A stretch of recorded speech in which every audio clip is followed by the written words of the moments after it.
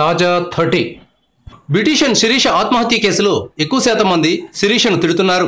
L వర్డ్తో ఇష్టం వచ్చినట్లు కామెంట్లు రాస్తున్నారు. ఆమె మొగుణ్ణి మోసం చేసి తనకు ఉద్యోగం ఇచ్చిన వ్యక్తితో రిలేషన్ పెట్టుకుంది. ఆమె ఉద్దేశపూర్వకంగా రిలేషన్ పెట్టుకుందా లేక ఆర్థిక ఇబ్బందుల నుంచి గట్టెక్కడానికి పెట్టుకుందా అన్నది ప్రశ్న. బ్యూటీ పార్లర్ పెట్టడం వల్ల నష్టం రావడంతో గట్టెక్కడానికి ఆమె రాజీవ్ సాయం కోరిందని పోలీసు వర్గాలు చెప్తున్నాయి. శిరీష బాల్యంలో పశ్చిమ గోదావరి జిల్లా ఆచంటలో నివసించిన ఇల్లు చూస్తే పేదరికం నుంచి వచ్చిందని అర్థమవుతుంది.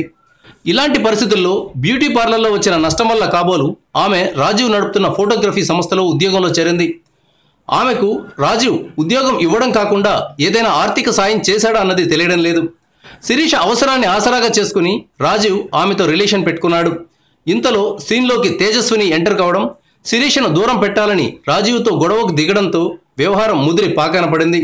ఇలాంటి పరిస్థితుల్లో సాధారణంగా కాస్త ఆలోచించే మహిళ ఎవరైనా రాజీవ్కు దూరంగా జరిగేవారు. కానీ శిరీష మాత్రం రాజీవ్కు దూరంగా ఉండలేకపోయింది. మధ్యలో శ్రవణ్ అనే తార్చుడుగాడు తగిలితే వాణ్ణి నమ్మింది. శిరీషకు పెద్దగా ఆలోచన శక్తి లేదని శ్రవణ్ విసిరిన వల చెప్తోంది. ఎస్ఐకి ఆమెను గిఫ్ట్గా ఇవ్వాలని శ్రవణ్ భావిస్తే దానికి రాజీవ్ తీవ్రంగా ప్రతిఘటించాలి. శ్రవణ్ ఎస్ఐల మీద తిరగబడాలి. ఇది చేయకుండా రాజీవ్ కూడా ఆమెను కొట్టాడంటే అతను ఎంతటి దుర్మార్గుడో తెలుస్తుంది.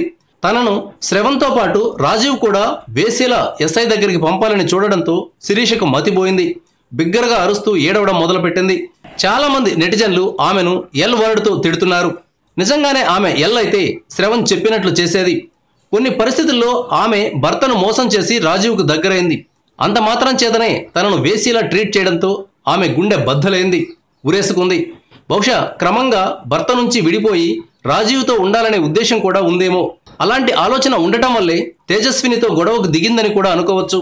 లేదా తేజస్విని వస్తే రాజీవ్ తనను ఉద్యోగం నుంచి తీసేస్తాడనే ఆలోచన కూడా ఉండొచ్చు. ఏదేమైనా సరే ఒకసారి తప్పు చేసినందుకు పర్మనెంట్గా వేశ్య అనే ముద్ర వేయడం సరైన పద్ధతి కాదు.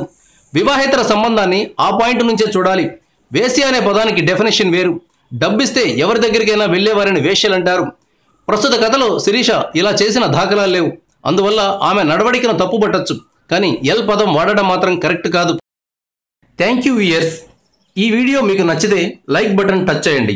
తాజా 30 ఛానల్కు సబ్స్క్రైబ్ చేయండి. మీ మిత్రులకు షేర్ చేయండి.